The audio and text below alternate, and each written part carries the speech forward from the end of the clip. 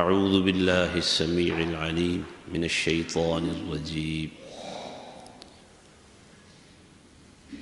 وَأَمَّا مَنْ خَافَ مَقَامَ رَبِّهِ وَنَهَى النَّفْسَ عَنِ الْهَوَىٰ فَإِنَّ الْجَنَّةَ هِيَ الْمَأْوَىٰ۔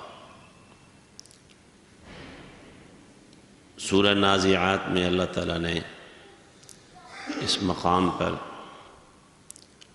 جنت میں جانے کا راستہ بتایا ہے اور طریقہ بتایا ہے کہ جو شخص اپنے رب کے مقام سے ڈر گیا۔ مقام سے ڈرنے کے معنی کیا ہیں؟ ایک معنی یہ ہے کہ اللہ تعالیٰ کا روب، اللہ کا جلال، اللہ کی ہیبت، اللہ کی طاقت اور قوت پوری کائنات پر، انسانوں پر، تمام مخلوقات پر اللہ تعالیٰ کا جو غلبہ ہے، جو تسلط ہے اللہ تعالیٰ کا اس کے اوپر، جو اللہ کو زور حاصل اور قوت حاصل ہے اس پر، اس سے انسان ڈر جائے، خوف زدہ ہو جائے۔ اور حقیقت میں اللہ تعالیٰ کی شان، اس کی عظمت اور صفات، اللہ کا حق ہے کہ اللہ کے بندے اللہ سے ڈریں۔ اللہ تعالیٰ کا یہ حق ہے۔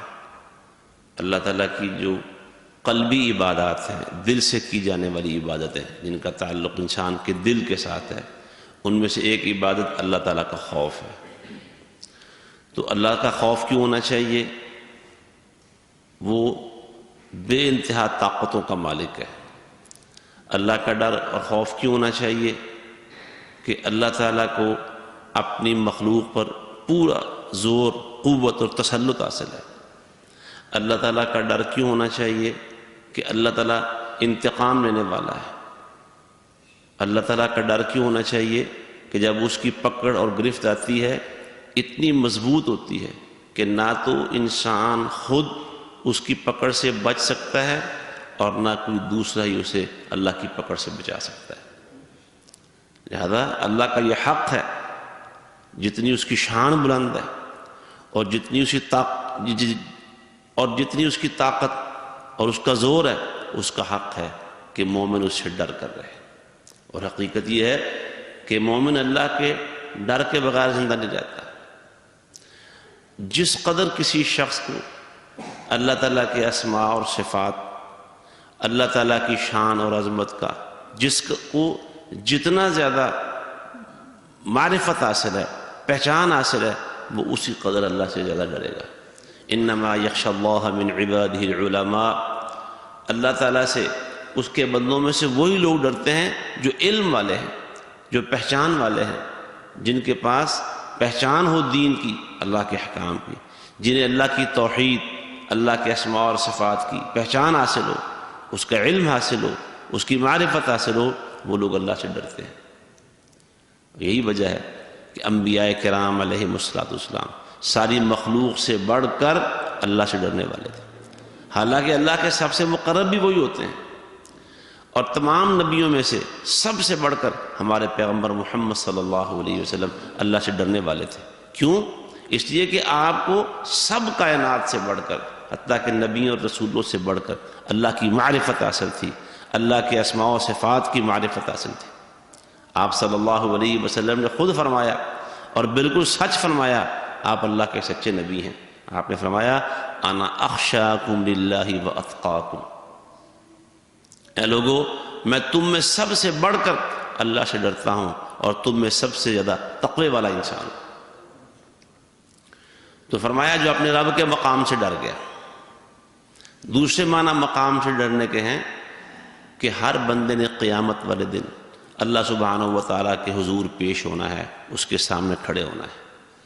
جو اللہ کے سامنے کھڑے ہونے کا وقت اور جگہ ہے، جو اس پیشی سے اور اللہ کے حضور حاضری سے جو ڈر گیا، وہ اللہ کے سامنے پیشی اور حاضری کوئی معمولی چیز نہیں ہے۔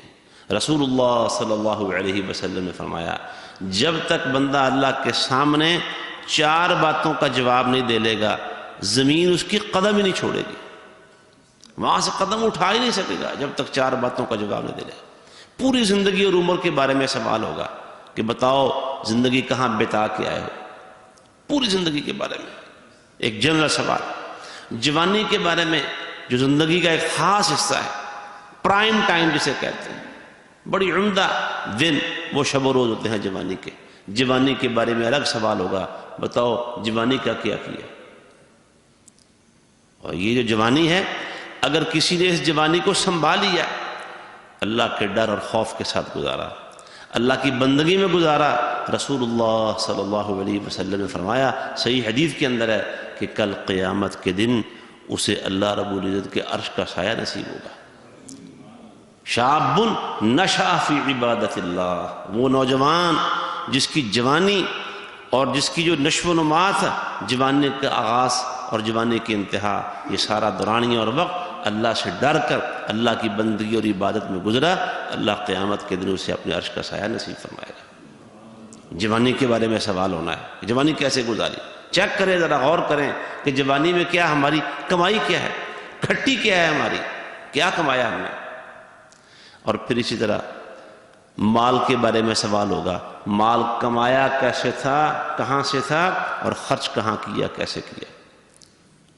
کمانے کے بارے میں بھی سوال ہونا ہے کہ حلال کمایا یا مشکوک اور حرام کمایا. اور صرف یہی کافی نہیں کہ حلال کمانا ہے، بلکہ خرچ کیسے کیا، خرچ کا طریقہ کیا تھا، دونوں کے بارے میں سوال.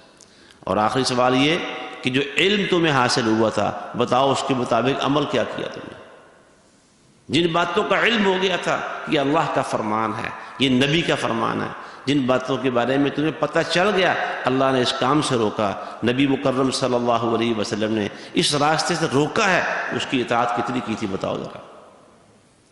تو وہ جو مقام ہے اللہ کے سامنے کھڑا ہونے کا، جو وقت ہے حساب کتاب کے لیے پیش ہونا ہے، یومئذ تعرضون لا تخفی منکم خافیہ، تمہیں اللہ کے حضور پیش کیا جائے گا اور تمہاری کوئی بات بھی اللہ سے مخفی نہیں ہوگی. اس مقام سے ڈر گیا، اور وہ ڈرنے کا مقام ہے، وہ ڈرنے کا موقع ہے. اما من خاف مقام ربہ، جو اپنے رب کے سامنے کھڑا ہونے سے ڈر گیا، اور ونہى النفس عن الہوى، اور اپنے نفس کو خواہشات کی پیروی سے روک لیا. نفس کا تو کام ہی یہ ہے، اگر اسے تھوڑا ڈھیلا چھوڑیں گے، بے لگام کر دیں گے، اس نفس کی حالت کیا ہے اللہ نے قرآن میں واضح کی ہے. ان النفس لامارۃ بالسوء، جو نفس انسانی ہے اگر اسے لگام نہ ڈالی جائے، اگر اسے نکیل نہ ڈالی جائے تو یہ تو انسان کو بہت زیادہ برائیوں پر اکساتا ہے. اب پتہ کیا چلا کہ خوف الہی واحد چیز ہے اگر یہ کسی انسان کو نصیب ہو جائے جو نفس انسانی کو خواہشات کی پیروی سے روک سکتا ہے. یعنی اپنے نفس کو اگر اللہ تعالیٰ کے خوف اور اللہ کے ڈر کی لگام نہیں دی جائے گی، یہ بے قابو ہو کر، جس طرح گھوڑا بے قابو ہو جائے، سرکش گھوڑا، اس کی لگام انسان کے ہاتھ سے چھوٹ جائے اور وہ بے قابو ہو جائے تو وہ انسان کو کہیں کا نہیں چھوڑے گا. انسان کی تباہی یقینی نظر آتی ہے اگر اللہ اسے نہ بچائے. اسی طرح جو خواہشات نفس کے بے قابو گھوڑے پر سوار ہو گیا اور اللہ تعالیٰ کے خوف کی لگام نہ دی اسے، وہ تباہ ہو گیا. تو خوف الہی واحد چیز ہے جو نفس انسانی کو خواہشات کی پیروی سے روکتا ہے. تو جو شخص یہ دو کام کر لے گا، پہلا کام اللہ کے سامنے کھڑا ہونے سے، اللہ کے سامنے پیشی سے ڈر گیا، یہ اللہ کے روب اور جلال سے ڈر گیا اور اپنے نفس کو خواہشات سے روک لیا، بچا لیا، فَإِنَّ الْجَنَّةَ هِيَ الْمَأْوَى، تو جنت یقیناً اس کا ٹھکانہ ہے. تو اللہ ہمیں بھی یہ دولت نصیب فرمائے. یہ اللہ کا ڈر ہے، یہ بڑی عظیم دولت ہے، یہ بڑا عظیم سرمایہ ہے، اللہ تعالی ہمیں نصیب فرمائے. قرآن یہ کہتا ہے وَلِمَنْ خَافَ مَقَامَ رَبِّهِ جَنَّتَانِ، جو اپنے رب کے مقام سے ڈر گیا اس کو تو اللہ نے 2 جنتیں عطا کرنی. تو اللہ تعالی ہمیں یہ نعمت عطا فرمائے، ہمارے دل دماغ میں، جسم کے رومے رومے اور انگ انگ میں اللہ کا خوف رچ اور بس جائے، اور اللہ ہمیں اس کے نتیجے میں خواہشات نفس کی غلامی اور پیروی سے محفوظ فرمائے تاکہ جنت کا راستہ آسان ہو سکے.